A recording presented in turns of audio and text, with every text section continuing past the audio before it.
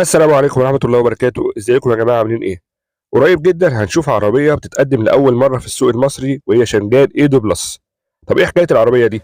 شنجان ايدو بلس هي عربية سيدان كومباكت بتتقدم بره بالموتور ال 1500 سي سي تيربو 4 سلندر 178 حصان 300 نيوتن مع فتيس دول كلاتش 7 سرعات. بيكون خزان الوقود فيها 51 لتر، وبيكون كمان استهلاك البنزين حوالي 6 لتر كل 100 كيلو. العربية بتقدم بره بتجهيزات فوانيس قدام وورا LED مع مرايات كهرباء.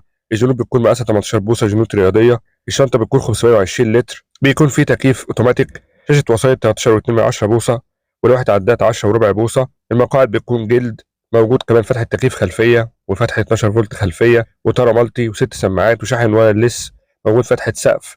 في مثبت سرعة تكيفي ومساعدة صعود المرتفعات ومساعدة نزول المنحدرات. في كاميرا خلفية مراقبة ضغط الإطارات، ستارت وستوب انجن، اوتو هولد.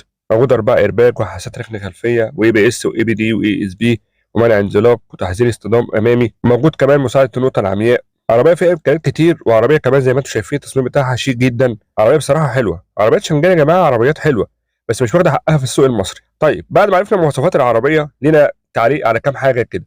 اول حاجه السعر. دلوقتي العربيه بتقدم في السعوديه بسعر تقريبا 73,000 ريال او 72,000 ريال و500، يعني في الرينج ده. والريال بيساوي 13 جنيه مصري او 13 جنيه وشويه، فلو حسبتهم بالمصري هتلاقي عامله 900 حاجه و30,000، قول 950,000 يا سيدي. فالعربيه دي لو اتقدمت هنا في مصر، تعالوا كده نراجع اصلا العربيات اللي بتقدم في الفئه دي اساسا. يعني العربيه دي سيدان كومباكت، تمام. لو يعني بتقارنها من ناحيه الشكل ومن ناحيه يعني المضمون نفسه او الهيئه بتاعتها، لا تتقارن مع تويوتا كورولا ورينو ميجان. بس هي تويوتا كورولا ورينو ميجان بتعدي المليون شويه يعني، فكده السعر هيبقى لصالح دي، لانها هي برضه بتقدم ب 900 وشويه.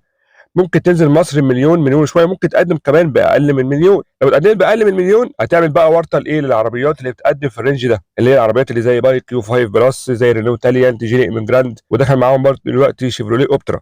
فالعربيه حاجه من الاثنين. الحاجه من الاثنين دي هتوقف على موضوع السعر. يا اما تلاقيها بتلعب في رينج بعد المليون، فهتخش مع رينو ميجان وتخش مع تويوتا كورولا والعربيات دي كلها. وعلى فكره يا جماعه ساعتها العربيه بنسبه كبيره جدا هتسقط او مش هتنجح. ليه؟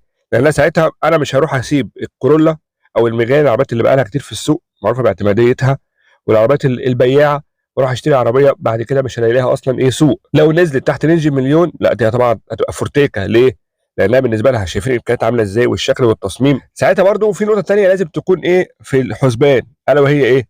ان هل التوكيل نفسه هيهتم بالعربيه؟ يعني توكيل غبور اللي هو كده علامه شنجان دلوقتي مهتم جامد جدا بالشيري والهيونداي. والهيونداي كده كده مش محتاجه اصلا اهتمام. هيونداي عربيه يعني علامه بياعه كده كده. والشيري هو اهتم بيها وعمل لها اسم في السوق. العربيه منتشره بكل طرازاتها في السوق حواليك، من ما تروح هتلاقي شيري، سواء اريزو سواء مثلا تيجو 7 تيجو 3 تيجو مثلا 7 برو 8 برو الكلام ده كله. فهل هو هيقدر ان هو بالنسبه له يعمل دعايه برده كويسه لشنجان؟ شنجان يا جماعه موجوده في السوق، بس برده مش بنفس القوه بتاعت البراندات الثانيه اللي تبع التوكيل ده. اذا التوكيل مهتم ببراندات معينه عنده وسايب براندات ثانيه مش مهتم بيها، فدي تفصيله مهمه جدا. لازم التوكيل يعمل دعايه كويسه للعربيه عشان العربيه تنجح. فشنجان ايدو بلس عربيه حلوه هتنزل ان شاء الله قريب، لسه مش عارفين السعر كام، وفي نفس الوقت هنشوف لسه لما تنزل التوكيل يعمل لها الدعايه الكافيه. لو عملها الدعايه الكافيه ونزلها بسعر كويس، العربيه دي يا جماعه هتعمل يعني ضجه في السوق وهتتباع. بس كده، لايك وسبسكرايب وشير، وتقابل ان شاء الله مع فيديو تاني، والسلام عليكم ورحمه الله وبركاته.